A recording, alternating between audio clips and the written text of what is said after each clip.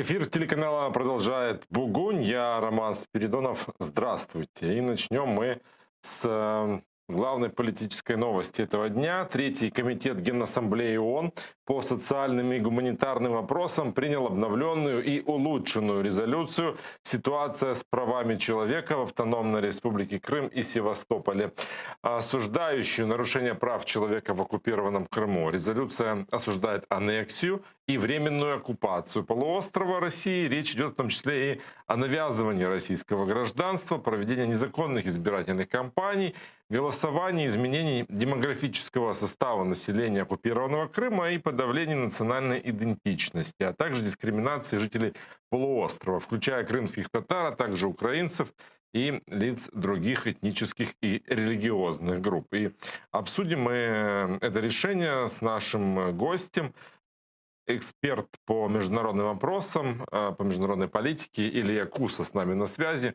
Добрый вечер, Илья. Здравствуйте. Очередная резолюция, обновленная и усиленная. Вот вы, как эксперт, если знакомились с ее текстом, на что вы обратили внимание? Действительно ли можно ее называть усиленной и обновленной? Ну, смотря в каком контексте, то есть я, честно говоря, не скажу, что какие-то серьезные отличия этой резолюции от предыдущих. То есть она подтверждает, в общем-то, основоположные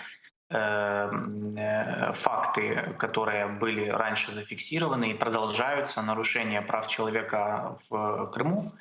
В общем-то, подтверждает основные, что хорошо, основные тезисы украинского нарратива про нарушение прав человека. В общем-то, Украина их фиксировала, фиксирует, собирает эти данные, передавала в ООН.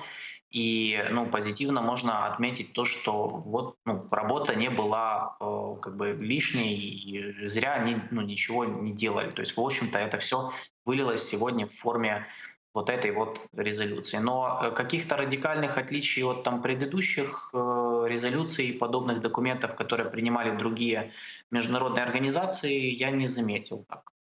Ну, давайте послушаем, как прокомментировала принятие этой резолюции первый заместитель министра иностранных дел України імені Джупар.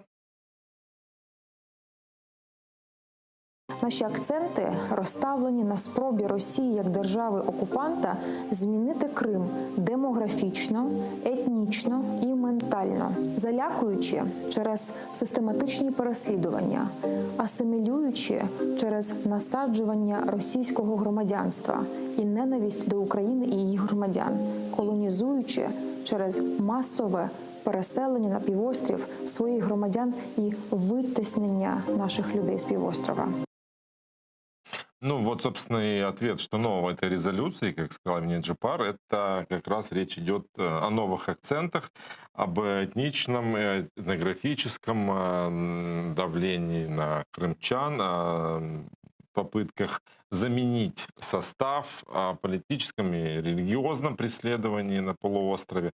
На ваш взгляд, какая будет реакция на эту резолюцию? Ну, понятное дело, что она будет, наверное, такой же, как и все предыдущие, но, может быть, будет все-таки какой-то эффект? Ну, во-первых, смотря чего мы ждем, вот как бы какой мы эффект ждем, так, потому что скорее всего, будет опять как бы куча заявлений в стиле, что да, вот мы поддерживаем резолюцию, Россия там плохая, нарушает права человека, ну и все. То есть давайте так, в принципе, каких-то индикаторов, которые бы свидетельствовали о том, что сейчас может быть какая-либо существенно отличительная реакция от той, которую мы видели в предыдущие годы, я не наблюдаю на международной арене. Тут как бы больше вопрос, чего Украина ожидает, то есть какой мы хотим реакции, чего мы серьезно ожидаем от таких резолюций, что мы хотим, чтобы было в результате этого, то будем ли мы там лоббировать что-то конкретное, потому что я не наблюдаю, по крайней мере, таких разговоров. То есть я не вижу каких-то сигналов о том, что как-то реакция будет какой-то другой. Ни в позитивном, ни в негативном ключе. А у вас есть ответ на вопрос, чего мы хотим добиться этой резолюции? Нет, ну я так как бы есть позиция Украины, основанная на том, что мы лоббируем усиление санкционного давления на Российскую Федерацию по вопросу там, нарушения, например, прав человека. То есть, ну, в принципе, я считаю, что то, что Украина сейчас делает, в том числе те судебные тяжбы, которые продолжаются, ну, этого вполне достаточно. Это же нужно понимать, что это процесс, который занимает годы. Даже при том, что вот, ну, понятно, что большая часть там украинцев скажет, ну, конечно, мы все понимаем, что эти нарушения есть, мы все о них знаем, но, к сожалению, в международных судебных инстанциях это все нужно доказывать, долго иногда очень. Ну, в общем, это так, как эти процедуры, они занимают время. Поэтому я думаю, что с этим и связаны вот эти как бы ежегодные ожидания того, что что-то вот-вот изменится. Я думаю, что Украина как бы на сегодняшний день делает достаточно в пределах своих возможностей и в пределах как бы процедур определенных в международных инстанциях, чтобы форсировать вопрос именно правовой, то есть прав человека по оккупированному Крыму.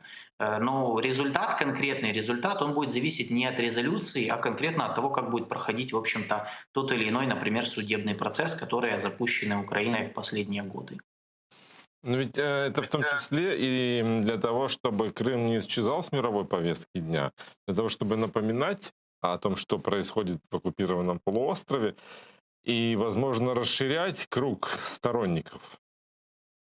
Ну, опять же, сама по себе подобная резолюция, она не расширяет круг сторонников, она фиксирует статус-кво, там, в том числе, например, кто за нее голосует, а кто нет.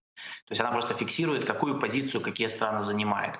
Как бы расширять круг сторонников можно путем уже запусков конкретных национальных и международных инициатив, там, социальных кампаний, каких-то политических, возможно, инициатив, там что-то, ну, в принципе, это уже больше зависит от внешней политики государства.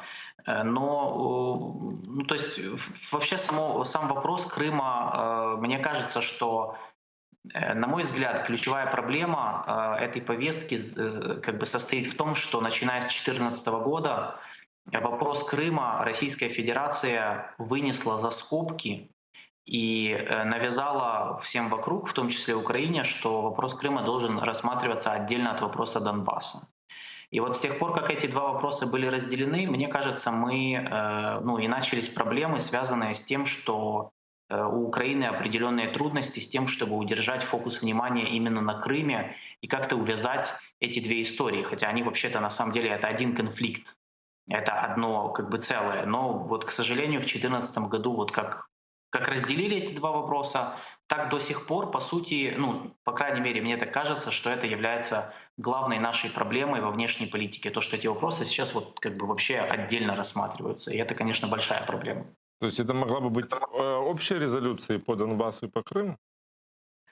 Ну, если бы эти вопросы были единым целым, рассматривались как одно, то, конечно, да. Просто Российская Федерация изначально, это была ее тактика, разделить эти два вопроса. Теперь это позволяет ей, как бы, в принципе, вот играть в такие игры в стиле, что давайте обсуждать конфликт на Донбассе, а Крым якобы вопрос закрыт, и давайте вообще о нем забудем. Это приводит к сложностям для Украины поднять этот вопрос на международной арене, потому что Россия, например, не согласна даже начинать переговоры по Крыму. Поэтому у нас нет, например, никаких международных площадок переговоров с участием Российской Федерации и других международных партнеров по Крыму. У нас есть Минск по Донбассу, у нас есть Нормандская четверка, опять же, по конфликту на Востоке, но Крым исчез из повестки. И это, конечно, было сделано усилиями российских политиков и дипломатов. И это на сегодняшний день и является главным препятствием на пути вот этой проблемы, которую вы обозначили по поводу поднять Крым на вот в международную повестку. Вот то, что мешает это сделать, это то, что этот вопрос реально был выведен за скобки вот общего конфликта в Украине. Попытка создания крымской платформы может ли вернуть Крым в эту повестку и создать площадку переговорную эффективно? Это то, что Владимир Зеленский анонсировал, да? Ну, здесь возможно, то есть теоретически да, но у меня, я вот анализировал разные, ну, там собирал разные заявления, которые делали по этой крымской платформе. Если честно, мне не совсем понятно, что это будет, что это за конструкция, какая у нее будет функция, что, ну, кто туда войдет и какие цели она перед собой будет ставить. Поэтому просто слишком все вот поверхностно и общими словами. Поэтому мне очень трудно сказать, насколько эта инициатива может быть действенной. Тем более я, откровенно говоря, не понимаю ее функционал. Оставайтесь, пожалуйста, на связи. Мы сейчас с нами на связи Андрей Демченко, советник Госпогранслужбы Украины. И мы хотим, чтобы он нам прокомментировал новость, которая появилась сегодня. Наши пограничники сегодня запретили въезд. Я думаю, что сейчас наши режиссеры смогут нам показать этого артиста, актера, российского актера Кирилла Гребенщикова, который прибыл в аэропорт Борисполь рейсом из Минска. И в ведомстве утверждают, что он незаконно посещал оккупированный Крым. И вот сегодня, после интервью, скажем так, с сотрудниками погранслужбы, ему запретили въезд в Украину на 3 года. И вот эти кадры, как раз сняты Госпогранслужбой, подтверждают, собственно, этот факт. И у меня вопрос к Андрею Демченко. Добрый вечер. Как реагировал Кирилл Гребенщиков на запрет? Ну, даний громадянин з Російської Федерації прибув вчора в Україну рейсом з Мінська в аеропорт Бориспіль. Він на паспортному контролі зазначив, що слідує нашу державу, аби прийняти участь в якихось телезйомках. В той же час співробітники відомства встановили, що він до цього кілька разів незаконно відвідував окупований Крим. Це йому було також зазначено, однак він намагався всіляко заперечувати свої відвідини незаконні Криму. Навіть коли йому представили факти, які є фактично в відкритих джерелах, що він там перебував, він просто-напросто, не пояснюючи і не коментуючи цю ситуацію, відмовився визнавати той факт, що він відвідував окупований Крим. А то, что он был в оккупированном Крыму, информация у вас появилась из ваших собственных мониторинга, да? Или это было какое-то взаимодействие с, там, не знаю, с СБУ, с Министерством В культури? даному випадку ця інформація була підтверджена виключно нашими співробітниками, хоча щодо осіб, які незаконно відвідують Крим або і інші окуповані території нашої держави, ми діємо в тісній взаємодії і з іншими правоохоронними органами. Просто это уже не первое такое информационное сообщение, где говорится, что, собственно, силами погранслужбы было отмониторено его посещение. Причем иногда, я так понимаю, информацию вы мониторите из СМИ. Насколько правильный такой подход к работе? Насколько он эффективен? Власне, ми можемо збирати інформацію як з відкритих джерел, так і за допомогою інших ресурсів, до яких долучаються наші оперативні співробітники. Тому тут ця робота в цьому напрямку ведеться комплексно, не тільки з відкритих джерел. Есть у вас информация, может быть, сколько уже россиян в этом году были отправлены назад в Россию из-за того, что пытались въехать к нам в страну незаконно, перед этим побывав в оккупированном Крыму? Зазначу, що даної статистики зараз під рукою немає, однак ця робота ведеться не тільки по відношенню до громадян Російської Федерації. Під заборону в'їзду в Україну і відмову в'їзду в нашу державу підпадають всі іноземні громадяни, які у незаконний спосіб, порушуючи українське законодавство, потрапляють на окуповані території. Більшість з них, до речі, розуміють, що вони порушують тим самим українське законодавство, однак вже під час паспортного контролю на державному кордоні України вони намагаються або ж приховати такі факти, або заперечувати своїх відвідини окупованих територій. Благодарю вас за комментарий. Андрей Демченко, советник Госпогранслужбы Украины, был с нами на связи. Мы продолжаем разговор с Ильей Куса. И Вот когда я вам задавал вопрос о том, возможно ли расширить круг наших сторонников, каждый год поднимая вопрос Крыма, в том числе и на Генеральной Ассамблее ООН, можно, мне кажется, проанализировать по количеству голосующих. Вот в этот раз авторами проекта выступили Грузия, Германия, США, Британия, Франция, Латвия, Литва, Эстония и ряд других государств. Резолюцию поддержали 63 страны, 85 воздержались, 22 выступили против. Но это голосование только на комитете. А в прошлом году за саму резолюцию, против резолюции голосовали 19 стран, то есть меньше, чем в этот раз. Поддержали такое же количество, 63, и было меньше воздержавшихся. Это можно ли говорить, что как-то меняется тенденция, меняется отношение к ситуации в Крыму? Что, может быть, как-то уже и подустали в Генеральной Ассамблее ООН? Нет, я думаю, что выводы какие-то делать сложно, потому что нужно посмотреть конкретно. Я не видел конкретно по странам, то есть надо посмотреть, это индивидуальный вопрос. То есть кто, например, в этом году решил против голосовать, а в прошлом, например, воздерживался или не голосовал. Потому что для каждой ведь страны, ну, вопрос Крыма — это не вопрос симпатии или антипатии к России или к Украине. Для некоторых стран это вопрос, связанный с, например, определенными прецедентами юридическими, потому что, например, позиция той же Индии или Китая во многом связана не так с тем, что они там кого-то любят или любят Путина, а не любят украинцев, а связана с тем, что у них есть тоже подобные проблемы с территориальными конфликтами, с неурегулированными спорами, в том числе там, по границам.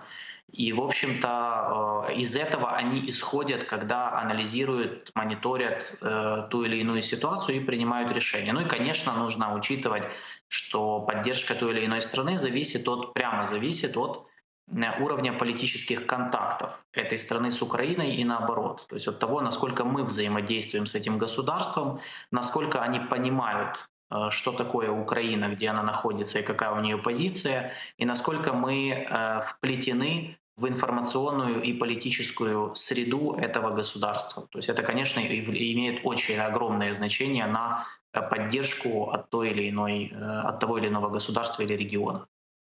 Ну, в этот раз традиционно против украинской резолюции голосовали Беларусь, Армения, Никарагуа.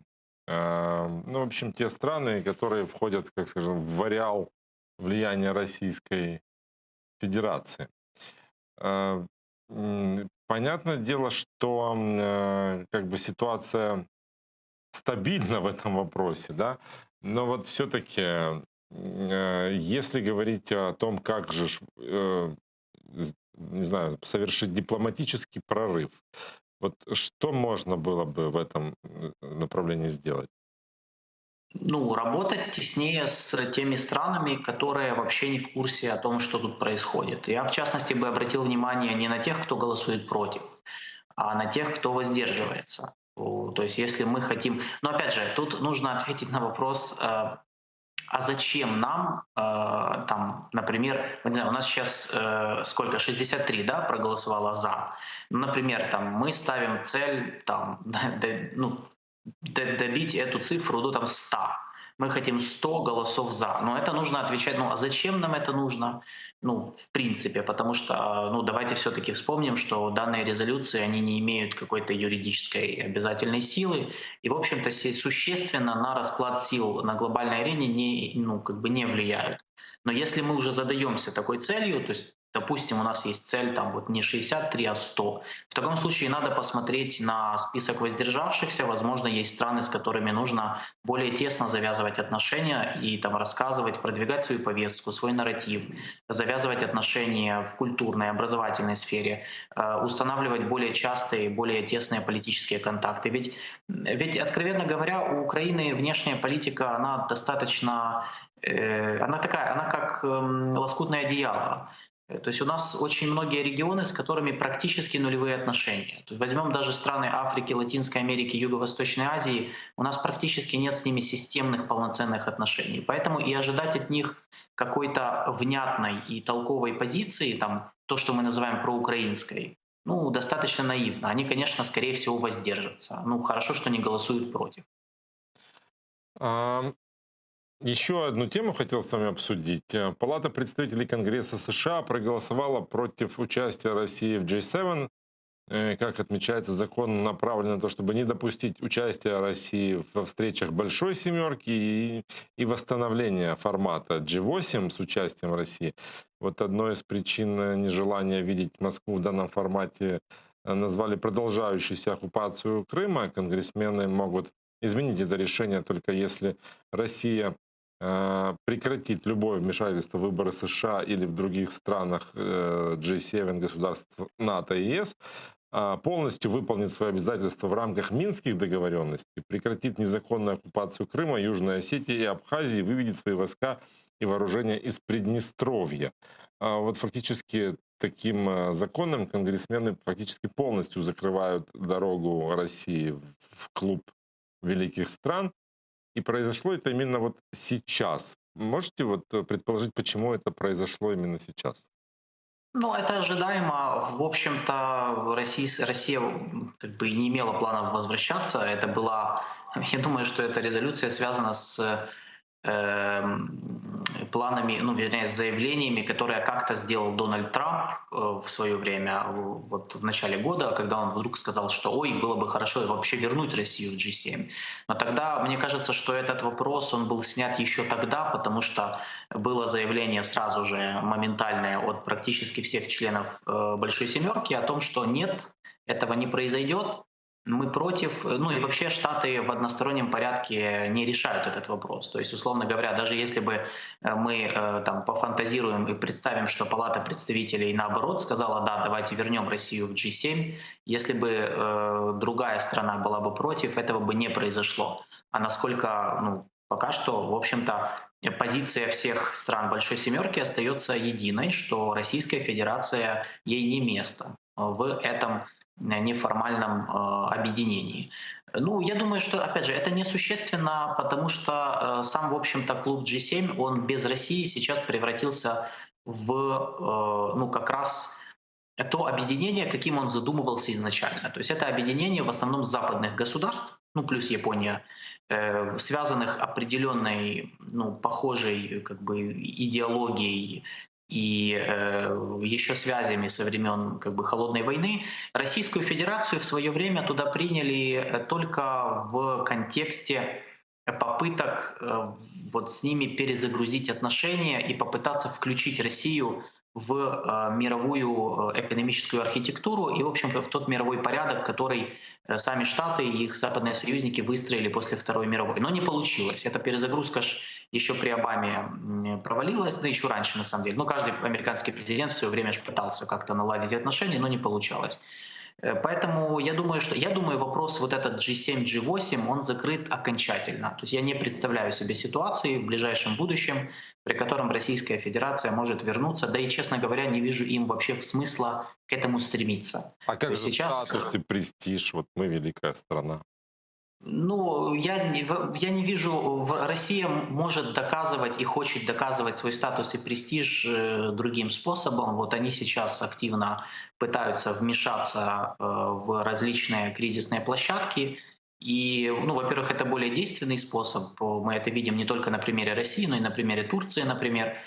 Ну, то есть, в принципе, сам факт участия в G7, мне кажется, что ну, по крайней мере, ну, исходя из заявлений российского политического руководства, он уже не актуален для них. То есть они сейчас активно используют фланговую дипломатию, когда различными окольными путями пытаются влиять на международные расклады военно-политические и пытаются сейчас играть в нарратив конструктивного партнера. То есть они, конечно, ну, типа, мы можем быть с вами партнером в различных кризисных площадках, достаточно конструктивным, миротворцами, если хотите, давайте с нами сотрудничать. Смотрите на примеры Карабаха, Ливии, Сирии там, и прочих всяких конфликтов. Это вот примерно такая вот как бы глобальный дискурс, который, по моему мнению, сейчас пытается продвигать Российская Федерация во внешней политике, в том числе на украинском направлении. В частности, это видно по переговорам в Минске и Нормандской четверке.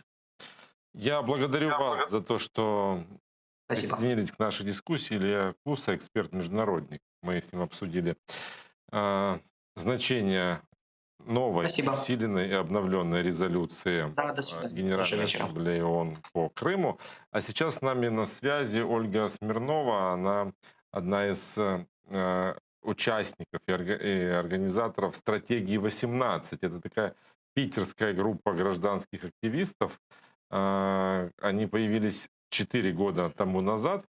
И как раз вот 18 числа исполнилось 4 года, как эта стратегия 18 появилась, и занимаются они тем, что выходят каждое 18 число каждого месяца в поддержку крымских татар на Невский проспект, наверное, не только и на другие улицы, с требованием прекратить репрессии в отношении крымских татар на оккупированной территории. И вот вчерашний выход, вчерашняя акция закончилась тем, что в Петербурге, в Кудрово, видимо, это такой район Санкт-Петербурга, 4-ю годовщину акции «Стратегии».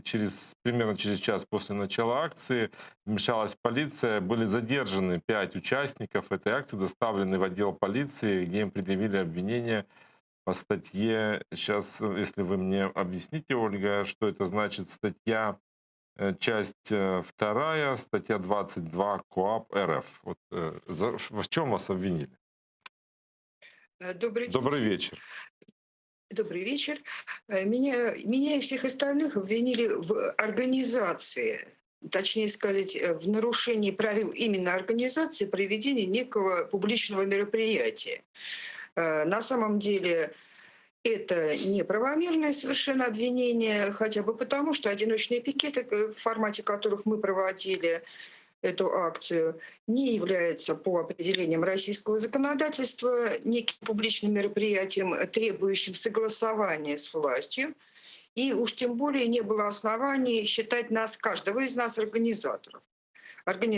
Вот сегодня суд в отношении меня вынес обвинительное постановление. Я еще пока не знаю, какое, потому что оно было вынесено заочно.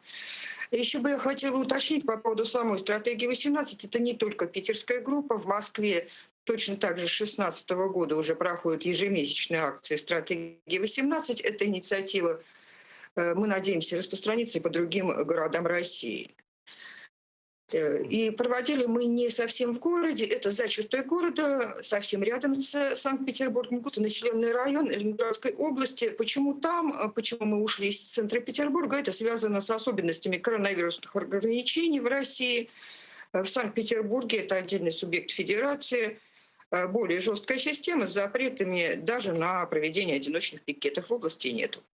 Ну, вы сказали, что вы еще не знаете, но что вам может грозить? Штраф, Я думаю, что там арест? штраф. Я думаю, там штраф. Теоретически по этой статье остальные суды еще предстоят. Там могут быть аресты до 10 суток. Но в сущности это стало где-то уже привычной практикой в России. Обвинение именно за проведение одиночных пикетов, если тема очень сильно не нравится власти. А как реагируют на ваши акции, когда вы выходите с плакатами «Крымские татары не террористы», держите фотографии политузников? Как реагируют на это? Ну, власти, понятно как. Как реагируют прохожие? По-разному, я сразу скажу, но вот динамика, я считаю, положительная за вот эти 4 года, потому что вначале был, конечно, очень резкий настрой, связанный с взбалтыванием российской пропаганды антиукраинских настроений, просто ненависти к Украине. Была вот эта крымнашистская эйфория и истерия, я бы ее так назвала, психоз своеобразный, массовый. Сейчас он, в общем-то, практически сошел на нет, и мы крайне редко встречаемся с какими-то агрессивными проявлениями со стороны прохожих. Гораздо чаще либо с недоверием, ну таким нейтральным недоверием, либо с поддержкой. А вчера вот просто активно пытался нас поддержать один совершенно случайный человек с улицы, который слушал нас, разговаривал, задавал вопросы, и вот в этот момент как раз произошел такой вот полицейский наезд. Я просто неоднократно видел на ваших страницах в соцсетях истории, связанные с пикетами. Допустим, ваш участник Асан Мумджи, когда выходит, на него там набрасываются люди. Там пытаются, несколько видео таких было, пытаются вырвать плакаты, что-то объяснить. М, Что произошло, если вы говорите, что люди по-другому стали относиться? Я думаю, что произошло некоторые изменения, связанные, во-первых, с тем, что вот эта попытка создать некий национальный консенсус ненависти ко всему, связанному с Украиной, провалилась в России все-таки. Стали более или менее хорошо видны грехи той же самой власти перед самими россиянами. И началась полоса сомнений в легитимности даже этой власти. Очень-очень у многих даже есть числа тех, кто раньше занимал такую псевдопатриотическую позицию. Происходит отрезвление постепенное. Мне кажется, что дело связано с этим. Динамика есть очень серьезная.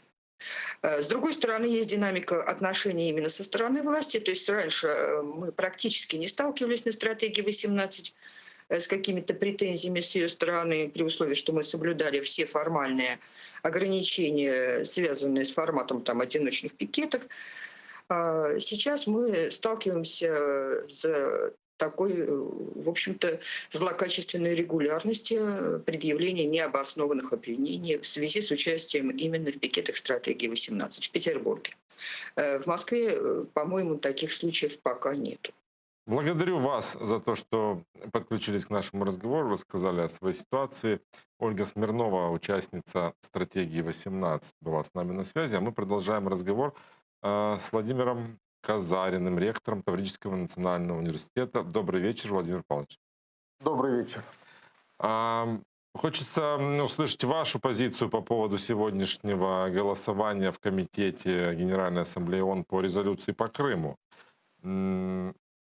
Что вы думаете по этому поводу? Это дипломатический прорыв, очередной шаг к победе, ну или вот просто уже привычное такое вот решение, к которому мы все привыкли, просто его нужно делать, чтобы не забывать, чтобы мир не забывал о том, что Крым оккупирован Россией.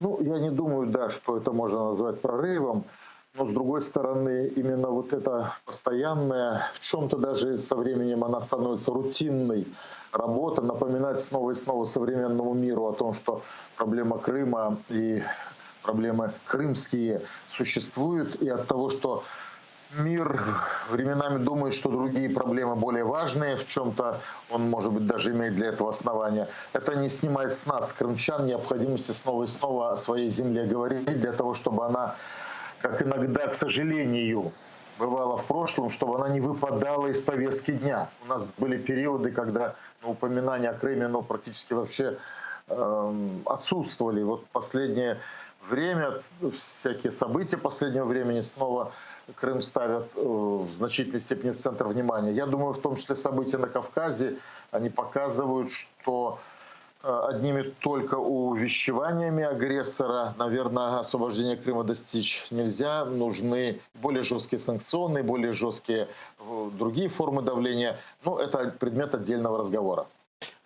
Крымская платформа, о которой так много в последнее время говорят, может ли стать вот как раз той площадкой, которая вернет Крым в переговорный процесс? Не просто будут звучать заявления о том, что Крым нужно освобождать, а начнется именно процесс деоккупации именно в таком формате? Ну, я думаю, что да. В этой связи я могу, может быть, чуть-чуть только высказать сожаление, что, ну, например, мне кажется, образовательная сфера совершенно как-то не включена вот в работу Крымской платформы.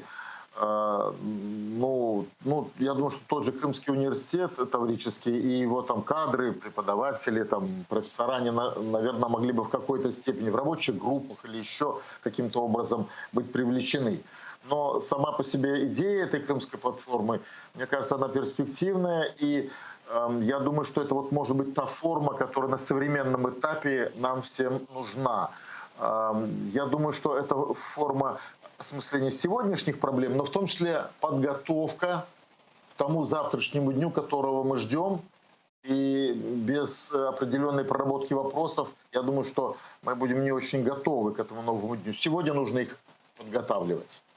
Ну, раз вы уже заговорили о Таврическом национальном университете, хочется у вас спросить, как вы оцениваете итоги вступительной кампании?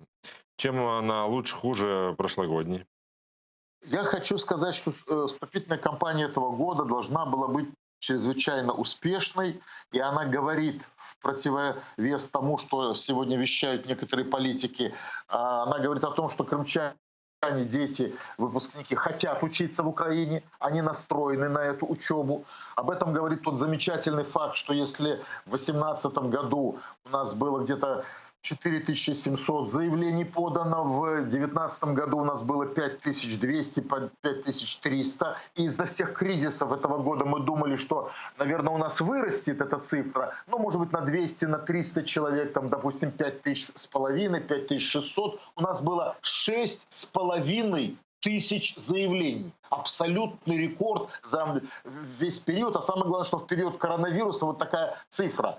И в итоге то, что сделало Министерство образования и науки со вступительной кампанией этого года для детей с оккупированных территорий, оно привело к тому, что громадное количество этих детей не смогло поступить в университет. В частности, у нас только одних детей с оккупированных территорий Крыма и Донбасса, их заявлений, которые мы подписали и которые как бы были фактически уже поступлением в университет, было где-то около 550-580. И министерство отнимает у нас 500 бюджетных мест.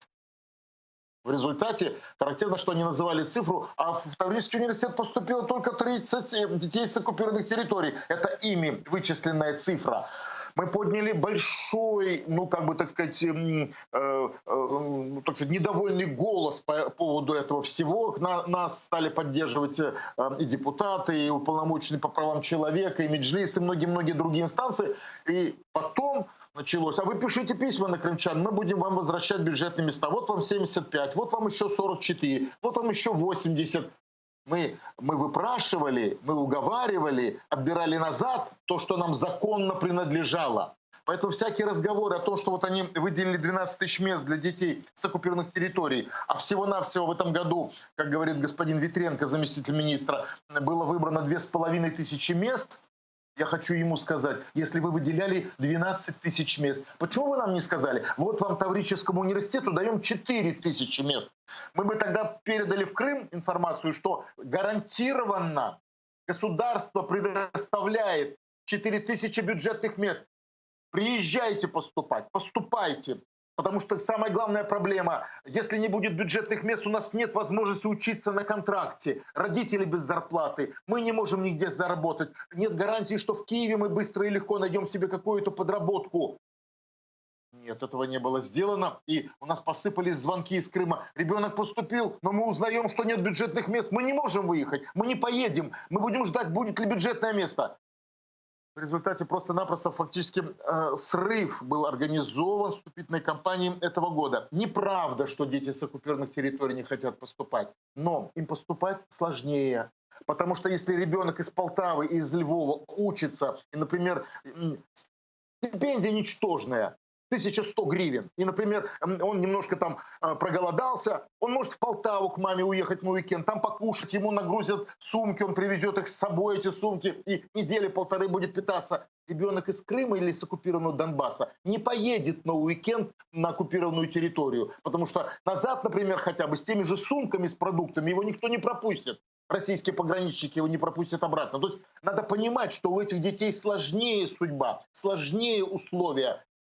В результате вот этих неловких действий этого года многие дети, поступившие, не смогли стать студентами. К сожалению. И, к сожалению, наше время в эфире подошло к концу. Я надеюсь, у нас с вами будет еще возможность поподробнее об этом поговорить, и не только на эту тему. Но этот час закончился. Я благодарю вас. Сейчас не переключайте, потому что буквально через несколько минут Гульсум Халилова в эфире Prime. Не переключайте.